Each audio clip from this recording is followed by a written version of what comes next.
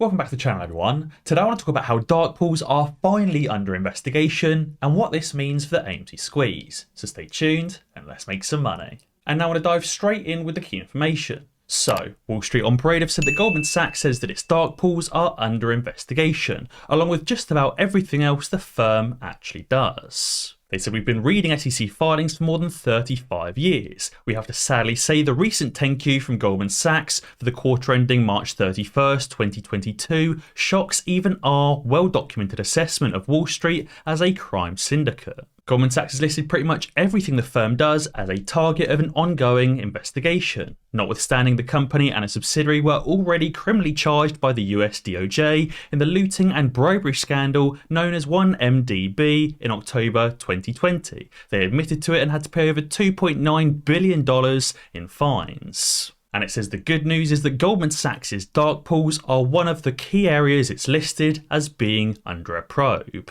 It says dark pools are effectively unregulated stock exchanges being run by the same mega banks on Wall Street that blew up the US financial system back in 2008 and received the largest taxpayer bailout in US history. Now, it does refer to a dark pool being known as an alternative trading system, and while it is correct that a dark pool is a form of alternative trading system, not all alternative trading systems are dark pools. Now, I do think it's also important to remember that Goldman Sachs don't run the only dark pool. Most market makers run their own dark pools. However, I don't believe the SEC and DOJ investigation is focused specifically and only on the Goldman Sachs dark pool, more dark pools as a whole. And it also specifies that not only are Goldman, JP, UBS, Morgan Stanley, Merrill Lynch and numerous others, including Citadel, allowed to trade hundreds of stocks in their own dark pools, but they're also allowed to trade their own bank's stock in their own dark pools. Wall Street on Parade has asked the SEC for years now how it's legal for a bank to trade its own stock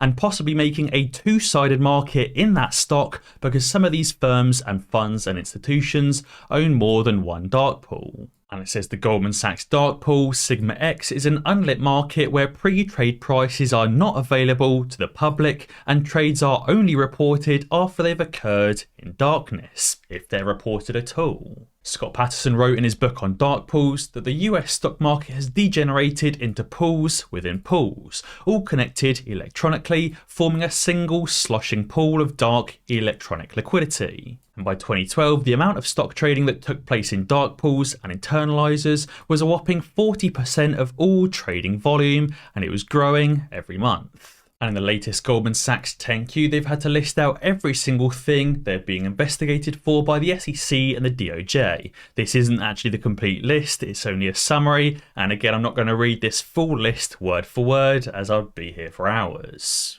Now, I do think the SEC and the Department of Justice have been very active over the last few weeks, finally cracking down on Bill Hwang and Archegos Capital Management. They've also been quick to say that these crackdowns will continue and the SEC and the Department of Justice will be investigating many more Wall Street firms for many other forms of market manipulation. And it already seems like they're starting to follow that up by investigating dark pools as a whole, and hopefully over the coming few weeks and coming few months, we'll start seeing some crackdown on the dark pools. By now, we all know of SEC Rule 304A, the suspension, limitation of, or revocation of the dark pool exchange. This was a ruling passed on October 9th, 2018 that allows the SEC to effectively ban, halt, limit, restrict or revoke access entirely to any alternative trading system and or dark pool that connects to the stock exchange. It says the SEC can fully enforce this rule at any time for a period of up to 12 months if deemed beneficial to retail investors.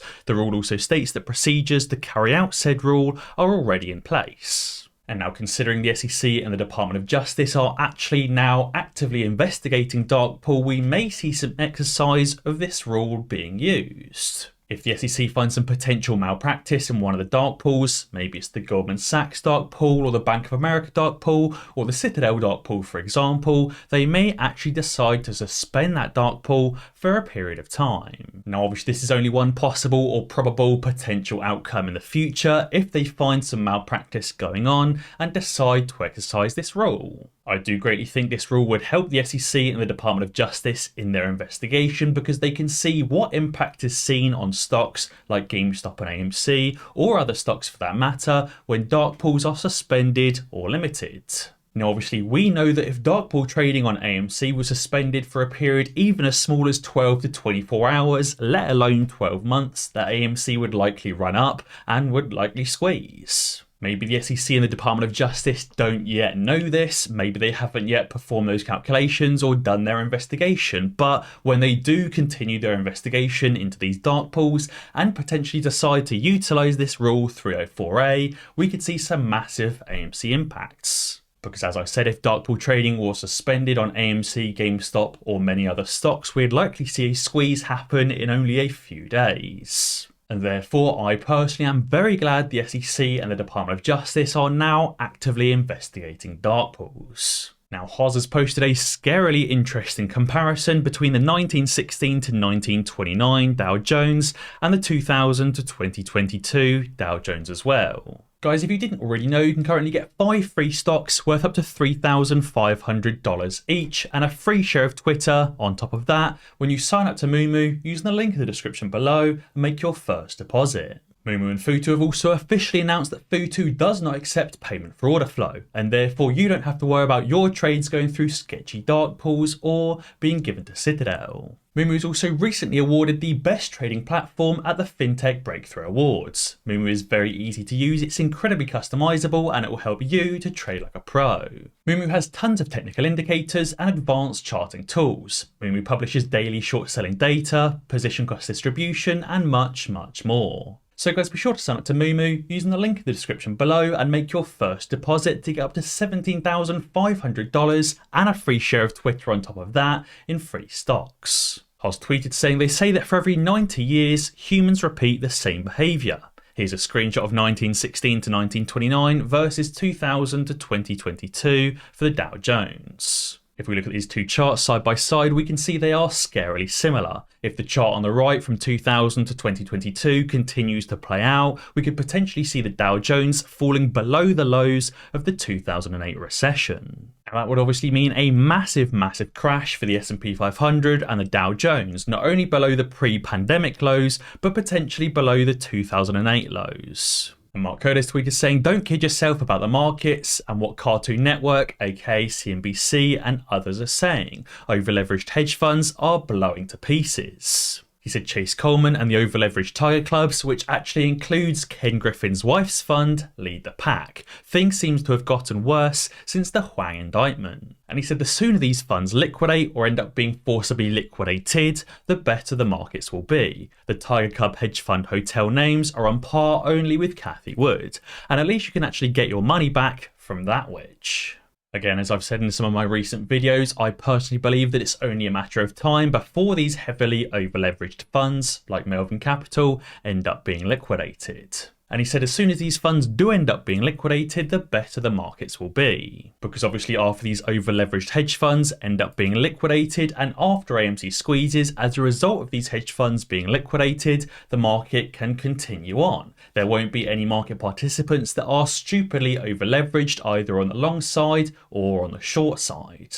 The reason why the markets can't function properly at the moment is because the market makers are continually bidding up the price of the S&P 500 to create additional liquidity to meet their ridiculous over-leveraged margin requirements. Now obviously as soon as these participants end up being liquidated, there won't be any stupidly over-leveraged participants remaining and the market can continue as normal. But obviously the main thing is that in the meantime, while these funds are being liquidated, AMC will squeeze before the markets can return to normal. And as this post on Reddit says, stagflation is here and the deleveraging and the market crashing has only just begun. So he starts by explaining what stagflation actually is, and he says that stagflation is categorized by slow economic growth and relatively high unemployment, which at the same time is accompanied by rising prices. aka a falling economy, which can be shown in Q1 of 2022 when the US had negative GDP growth, aka GDP shrinkage. And even though the US economy shrunk, prices have obviously still been climbing rapidly. He said this is the first GDP drop since Q2 of 2020 when the world entered the lockdown in the pandemic, and obviously 2 consecutive quarters of GDP shrinkage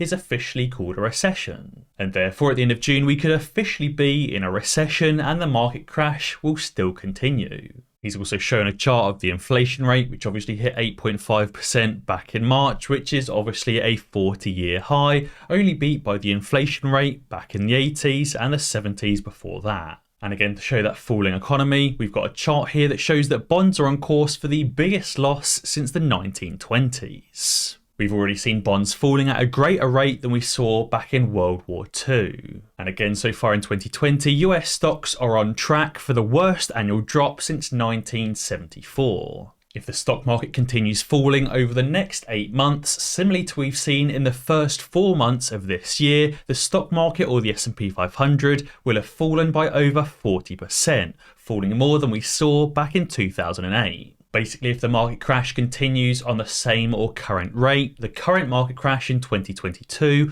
will be worse than the 2008 market crash. And again, over the last month, treasuries have so far had their 3rd worst drawdown in a century. And he says, in my opinion, the bond market sell-off and the stock market crash has only just begun. And as this tweet says, corporate bonds are now falling as much as they did back in the March 2020 crash. But back then, the Fed was forced to step in. However, this time, the Fed is doing the opposite. He said if this decline continues, either the tightening cycle will need to be reversed, aka the Fed will have to drop rates potentially negative and continue their spending instead of tapering it, or we're about to see some real issues. Back in March of 2020, bonds fell by 15%. In 2022, bonds have again fallen by 15%, but instead of the Fed cutting interest rates and spurring on spending and giving out stimulus checks, the Fed want to cut spending and continue raising rates. And he says back in 2018, the Fed could barely get interest rates above 2.4% in late 2018, early 2019, before the stock market began to fall into bear market territory and the repo market blew up in September of 2019. And he says what makes them think they could get interest rates high enough to fight inflation, obviously above 7%, with a debt to GDP ratio 30% higher than it was back in 2019. The Fed is obviously aiming to raise rates by a potential 75 to 100 basis points in June and is hoping to end the year with interest rates somewhere around 3% or even higher. But the Fed could barely get interest rates to 2.4% or above back in 2019, and obviously back then the Fed hadn't pumped $30 trillion into the US economy. So guys, be sure to let me know down in the comments below what you think about dark pools finally being investigated. And as always guys, if you enjoyed this video, be sure to check out some of my others. Alternatively, subscribe to the channel and ding that notification bell, because that way you'll be alerted when I upload a new video. Cheers.